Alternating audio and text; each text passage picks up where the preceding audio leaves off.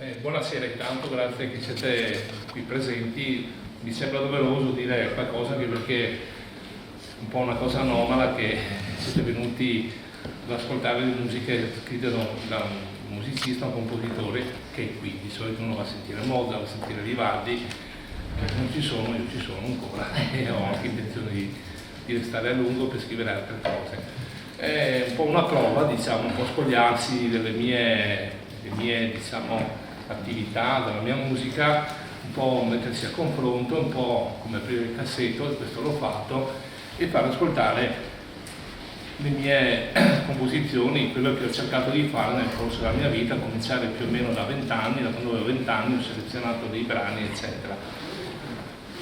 Intanto ringrazio voi, il pubblico, e ringrazio soprattutto le musiciste, l'attrice Sara Gianni flauto, Enrica Maria Duzzi al violoncello, poi abbiamo una lettrice Ilaria Parlese che senza i colori non si possono fare i quadri, quindi insomma uno può avere tutte le idee del mondo, ma se non ha gli strumentisti eccetera.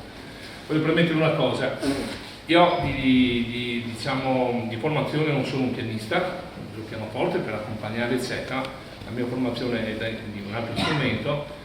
Mi definisco comunque musicista, mi piace dire che sono un musicista, e in questa fase la musica per me, io sono contento perché ho toccato le 4 fasi che io le definisco quelle più importanti per la musica, cioè la prima fase è saperla ascoltare, tutti i suoi aspetti in maniera passiva ma attiva, saperla interpretare, suonarla con uno strumento, poi la cosa forse anche più divertente è saperla anche scrivere, come sto cercando di fare io, e poi anche saperla insegnare, ecco, questo è il mio lavoro anche che faccio alla mattina. Quindi fatte queste 4 cose io mi definisco una persona molto felice e anche diciamo fortunata. Io vi auguro buon ascolto, grazie per la pazienza. Premetto che di solito quando si sente così parlare di un musicista così vivente, contemporaneo, tutti quanti pensano, ahimè, per quello che dico, siete arrivati anche tutti quanti pensano che un compositore moderno debba per forza scrivere musica dodecafonica, musica diciamo a volte un po' difficile all'ascolto. Io invece cerco di essere molto così classico, di fare cose semplici eccetera.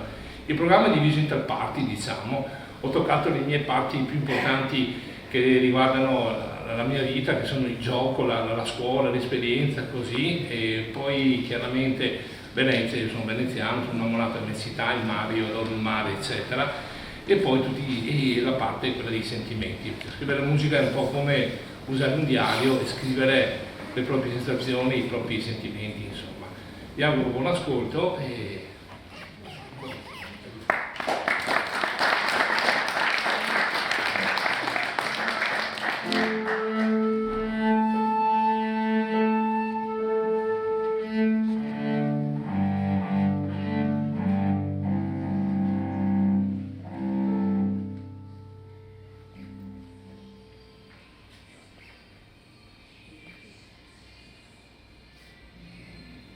La vita è un percorso lungo o breve, non si sa. Una strada ad ostacoli attraverso le varie tappe. I bambini crescono, poi arriva l'adolescenza e d'ora in poi si abbandonano le fantasie libere e spensierate dei nostri giochi. Gli aquiloni sono un ricordo della nostra infanzia, come simbolo di una libertà pura e spensierata. Gli aquiloni sono come la fantasia delle mani che si sollevano in cielo per accarezzare i colorati arcobaleni. Ma gli aquiloni non stanno sempre tra le nuvole a danzare. Gli aquiloni pian piano ritornano a terra, lì dove i nostri pensieri saranno meno colorati degli arcobaleni.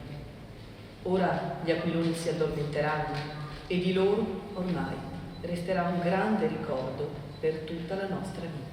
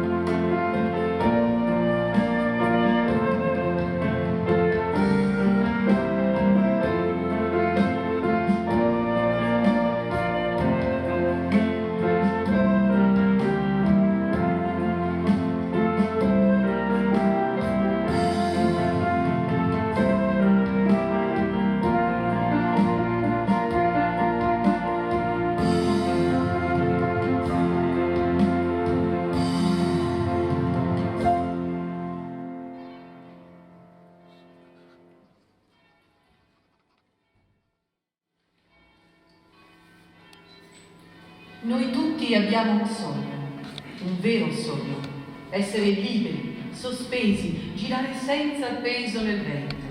Ma la forza di gravità, che per tutta la vita ci tiene con i piedi per terra, ci fa capire che tutto ciò è soltanto una favola.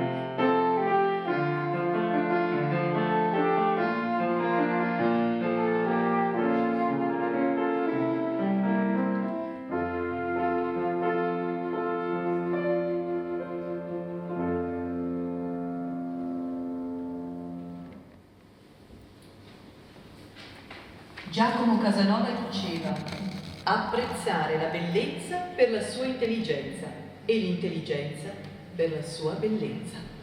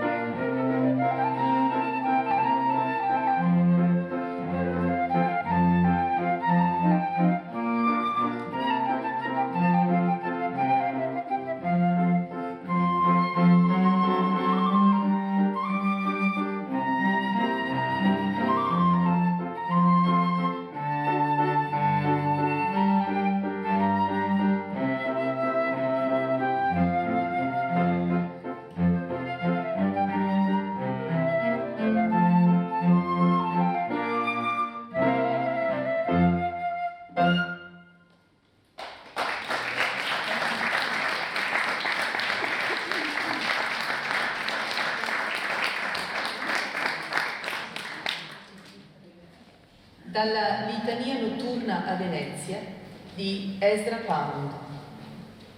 Oh Dio, quale grande gesto di bontà abbiamo fatto in passato e dimenticato, che tu ci doni questa meraviglia.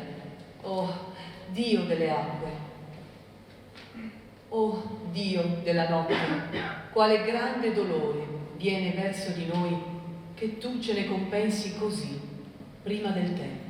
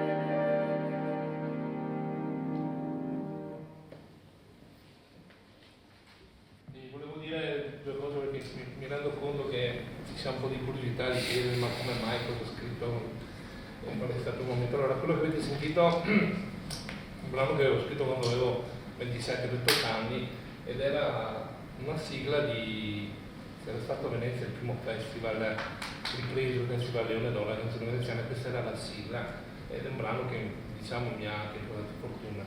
Invece è un brano con le parole, quindi non sapevo, non riuscivo a musicare le parole eccetera, ho cercato di metterle recitate e si intitola Il mare di cemento. Il mare di cemento, cioè voi dite ma i musicisti sono tutti pazzi, inventano delle cose strane. Beh, tanto a posto non siamo, comunque insomma diciamo noi scriviamo delle cose che ricordano che certi momenti. Il mare di cemento era semplicemente l'immagine di una serata dove appunto ero passato in una parte di Venezia, anzi non era di Venezia, di Venezia, dove di notte mi hanno colpito tutte queste barche che erano appoggiate sulla diciamo, la pavimentazione, e le vedevo un po' fuori posto perché per me la barca è qualcosa che deve rimanere nell'acqua. E appunto c'era il vento che faceva oscillare quelle campane che ci sono solitamente negli alberi, nell'albero maestro della barca eccetera. Ero un po' rimasto così sorpreso da questa immagine e solo con la musica sono riuscito a descrivere.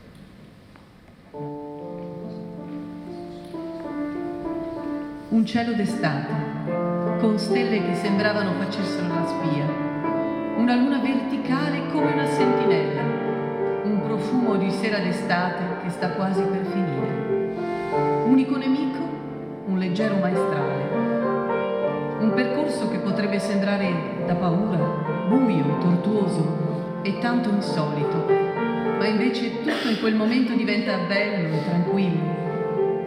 Una gincana tra barche rassegnate a restare all'asciutto. Barche di ogni tipo sembrano lì a dormire, ad aspettare il varo dell'imminente alba. Barche che sorvegliano e ci proteggono. Barche silenziose, osservatrici sopra un mare di cemento. Qualcuna si fa sentire, irrompe il silenzio della notte e il nemico maestrale fa vibrare qualche vela ancora issata all'albero maestro o scuotere il campanaccio di prua. In quel mare di cemento sento il tuo calore, in quel mare di cemento ho di nuovo te, in quel mare di cemento prende la rotta la via del perdono. La mia spalla ritorna a fare da culla al tuo tenero volto, le mani nuovamente si uniscono e si intrecciano le nostre dita, quasi a sembrare nodi marinari delle cime sulle bitte di un pontile. Come in un perfetto approdo i nostri corpi si avvicinano e come il ritmo dello schiaffeggio dell'onda sulla prua del natante battono i nostri cuori. Le barche ci avvolgono come in una spirale e tutto sembra ammorbidirsi, non solo i nostri cuori, ma anche la superficie apparentemente solida di quel mare di cemento. Le nostre labbra si richiamano tra loro come due calamite. Sembra quasi prevalere una legge fisica a volerci così attaccati. Ora, domani e per sempre. Ecco, siamo forse inseparabili.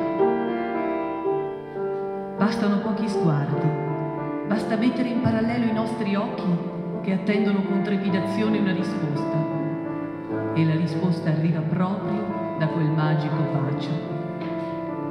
La poca gente che passa, i pochi marinai che mettono a dormire gli scafi sopra il mare di cemento ci sembrano invisibili. Tutto sparisce in quella ventilata sera.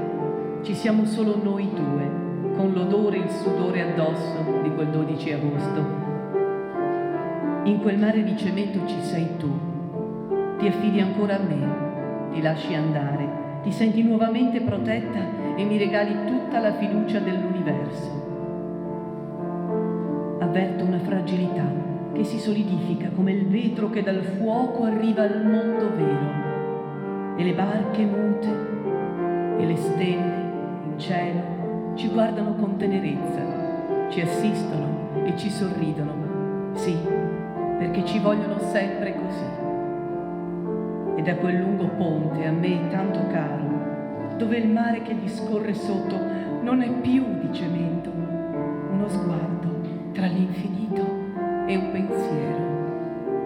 Dio, aiutami tu a capire se questo è un sogno o è realtà.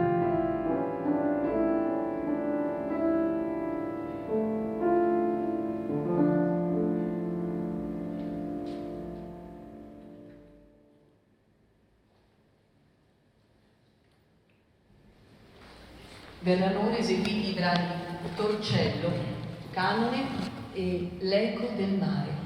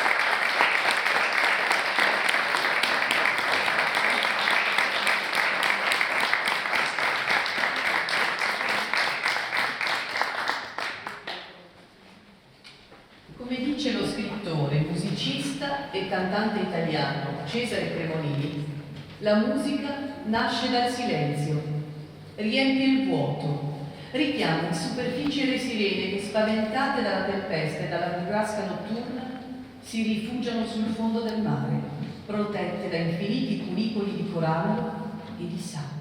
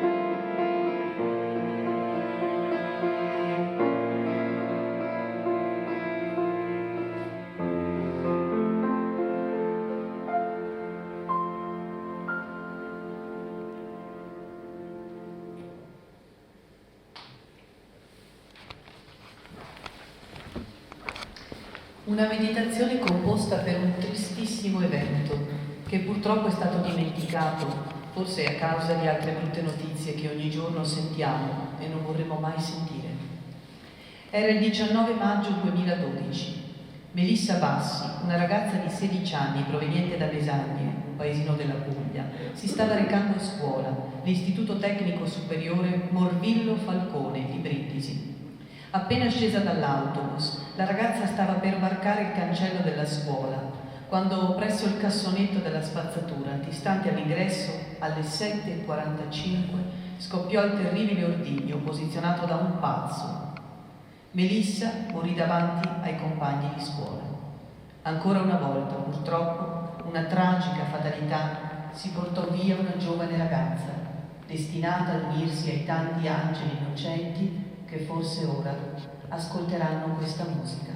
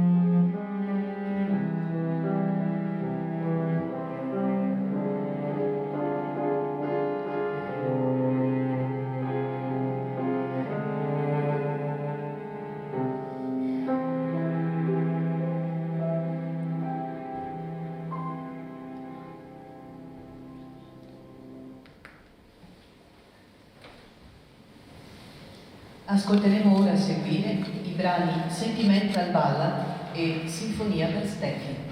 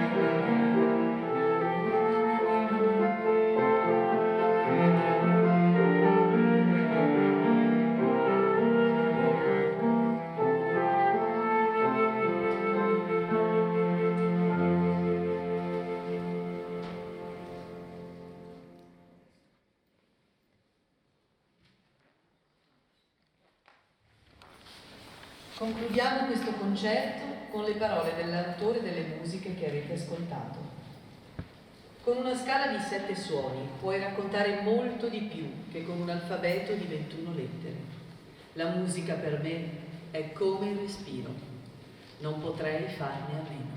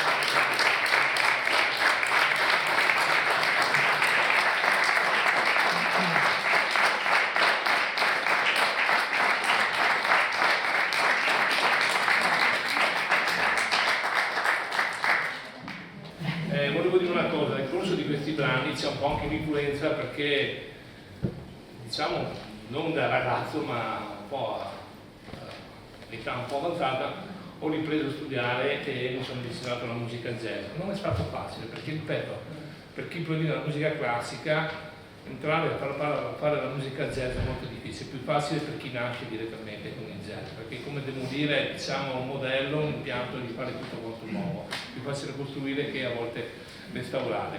Io qui in sala vedo che c'è anche, tra l'altro, uno dei miei amici, mi fa molto piacere, ringrazio tutti quanti, ma soprattutto c'è una persona che devo molto a questa persona, che se ho studiato, diciamo, anzi sono due persone, ecco, una non faccio il nome, che mi ha un po' spinto nella parte finale così questi ultimi anni, ma soprattutto negli anni dell'inizio, quando ero al conservatorio, qui c'era il mio insegnante di storia della musica, dopo vi vado di là e voi chiedete com'ero, uno se quindi volevo ringraziare perché senza i genitori, senza gli insegnanti, vi garantisco, non si va da nessuna parte. Ripetiamo come bis dai valzer di Casanova e poi ci rivedremo spero una prossima volta. Grazie ancora a tutti.